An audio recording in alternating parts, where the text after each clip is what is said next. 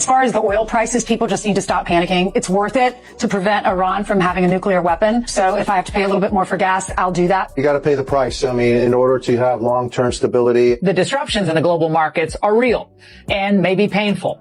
But the long-term benefits, again, are incalculable. There may be some sacrifices to be made at the pump on a temporary basis. I'm willing to pay 30% or 30 cents more at the pump to make sure that Iran does not have a nuclear weapon. To win in life, you got to suffer short-term pain for the long-term gain, or short-term pain for long-term gain. Freedom is not free. Americans are going to have to make some sacrifices. This is short-term, and I'm asking you to just trust the man. The Justice Department has this new fund that was announced today, $1.7 billion.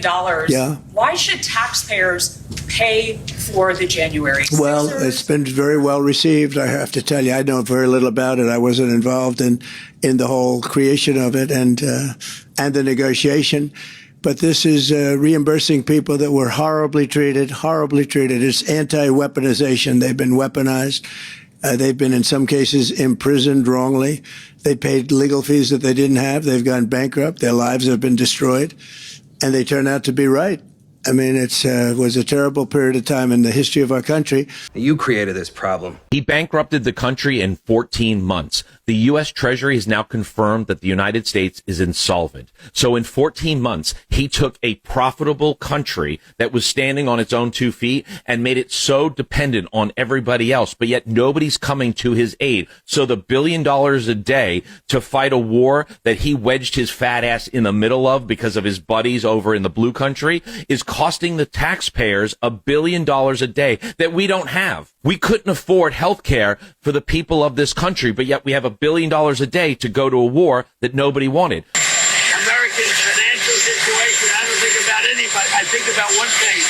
We cannot let Iran have a nuclear weapon. That's all. Imagine how many people stop the soundbite at I don't think about America's financial situation. So what's your response to that framework? It's very simple. When people hear me say it, everybody agrees. Short-term pain. It's going to be short-term pain.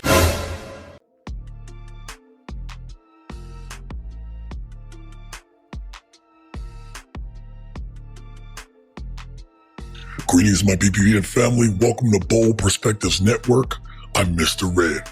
Now, today's video is one of those videos that honestly just leaves a bad taste in your mouth. Once you really sit back and look at everything going on, it should make you feel uneasy.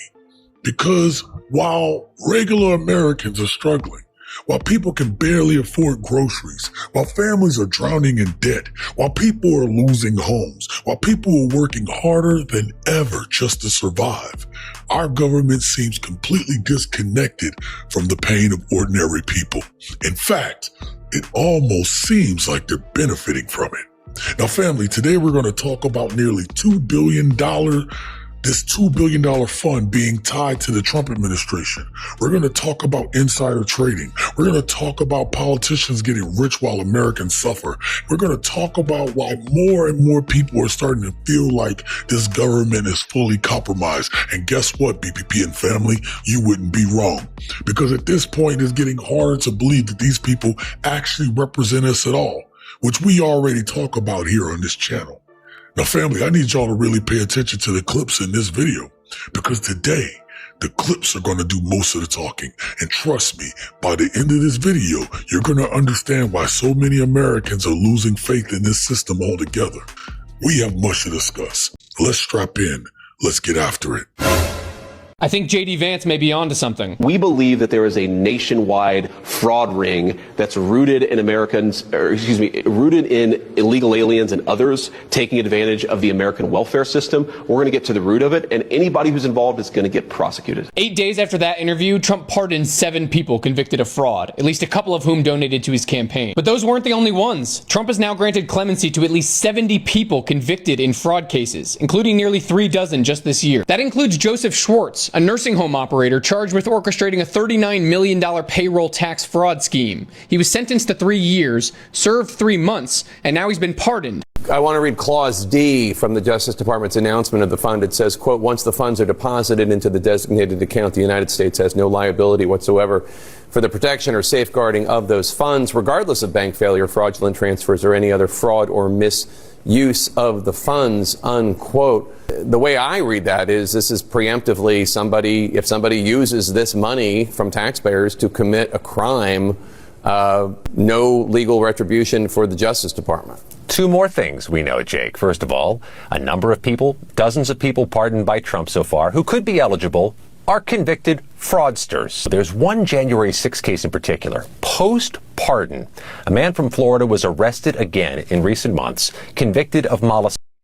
According to the police report we reviewed, Jake, that defendant tried to silence the victim by promising him future Trump reparations money that he was expecting from a fund just like this. I told you last week about the sham lawsuit that Donald Trump filed against the IRS, seeking $10 billion in damages. The judge handling the case suspected the lawsuit was a farce, so she appointed a team of independent legal experts to evaluate the merits of the case. They all agreed that it's nonsense and it should be thrown out. But before the court could toss the case, Trump's lawyers moved to dismiss it voluntarily. Why? Because Trump reached a settlement agreement with the Justice Department, which he controls. Todd Blanche announced the settlement this morning. Here's what it does. It uses taxpayer money to create a nearly $1.8 billion slush fund for Trump's allies and supporters. They are calling it an anti-weaponization fund. According to Blanche, the purpose is to compensate victims of lawfare and weaponization. The fund will have the power to issue both formal apologies and monetary relief. It makes sense why people are losing trust right now. Because when regular Americans break rules, the government comes down hard on them. But when wealthy people commit fraud, political connections, they suddenly matter. And now you have Americans hearing about this massive fund while the administration is already surrounded by controversy involving pardons, questionable financial behavior, and people enriching themselves around power. I'm not going to sit here and claim something illegal has happened already. Wink, wink. But what I will say is this. When Americans are already struggling, when the Treasury is in such bad shape, when the government says that there is no money for regular people, then people are going to start asking questions about a nearly $2 billion suddenly appears for vague purposes with limited transparency. So it's not unreasonable for us to believe that there is corruption involved. And right now, we live in two Americas, one for regular people and one for the elites. Well, look, the salary of Congress has been frozen since 2009. When you adjust for inflation, a member of Congress today is making 31% less than they made in that year. It goes down every year. And over time, if you stay on this trajectory, you're going to have less qualified people who are willing to make the extreme sacrifice to run for Congress. I mean, it's just people just make a reasonable decision as a family on whether or not they can come and move to Washington, have a residence here, a residence at home, and do all the things that are required. So the counter argument is, and I have some sympathy, look, at least let them engage in some stock trading so that they can continue to, take care of their family. That is the stupidest fucking thing I have ever heard you say, and the competition is stiff. Just before President Trump posted about his supposed negotiations with Iran on Monday, traders made hundreds of millions of dollars of extra bets on oil futures. Look at this.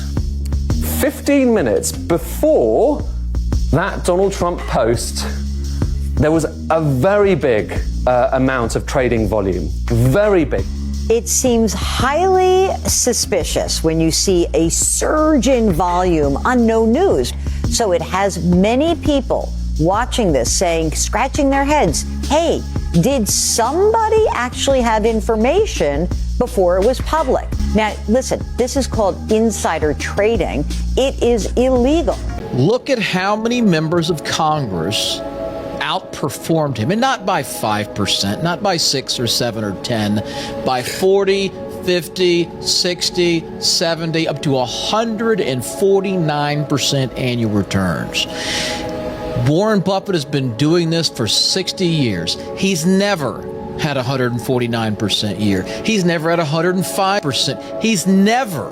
And meanwhile, we have half a dozen members of Congress buying stocks on their cell phones sporadically, outperforming the best year in the history of the best investor who's ever lived. We don't need Murder, She Wrote to crack this thing open. Clearly, they are cheating the system.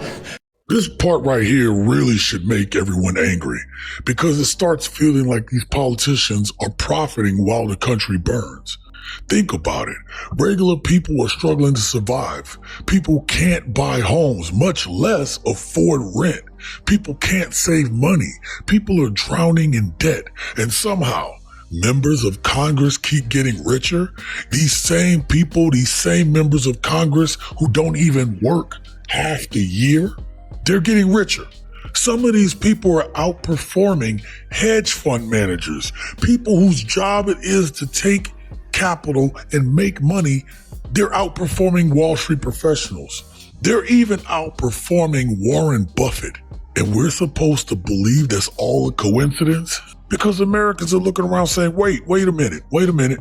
These people who make the laws, they control the markets. They know the policies before we do. They know wars before we do. They know terrorists before we do. They know the contracts before we do. And somehow they just keep making millions. It doesn't just feel like the game is rigged. We're starting to know that the game is rigged.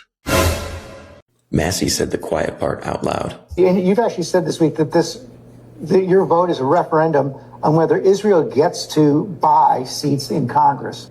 Well, the RJC, AIPAC, and Miriam Adelson and Paul Singer, they're all part of the Israeli lobby, and that's where all the money comes from. And it will be a referendum on foreign policy, whether Israel gets to dictate that by, bullying members of Congress. And I'm the one they haven't been able to bully, so they're putting all the brunt, the force on me. But you can tell that I'm ahead in the polls and they're desperate. That's why they're sending the Secretary of War to my district tomorrow. That's why the president's losing sleep and tweeting about this. That's why AIPAC has dumped another $3 million into my race this weekend. It's because they're panicked and they really haven't been able to gain a lead in this race. The moment somebody even slightly steps outside of the machine, money immediately floods in to destroy them. Now, don't get me wrong. Thomas Massey votes with Republicans most of the time. All right. So I'm not going to sit here and say we should be trying to support this man. I don't care. But the second he publicly pushes back, the second he questions certain things, the money machine activates. Outside groups, MAGA donors, political organizations, foreign influence groups. You know which ones I'm talking about. And this is exactly why Americans feel like their representatives no longer represent them. Because politicians are terrified of losing that donor money, terrified of political retaliation, terrified of the machine turning against them, terrified that they won't be able to benefit and profit off of this large scam, potentially. And that is why we have to continue to speak truth to power, and we have to vote their asses out. Honestly, the scary part about all of this isn't just the corruption. America's always had corruption. It's the fact that the corruption now feels normalized, openly normalized, which means that they're not even scared to do it anymore. They have no fear.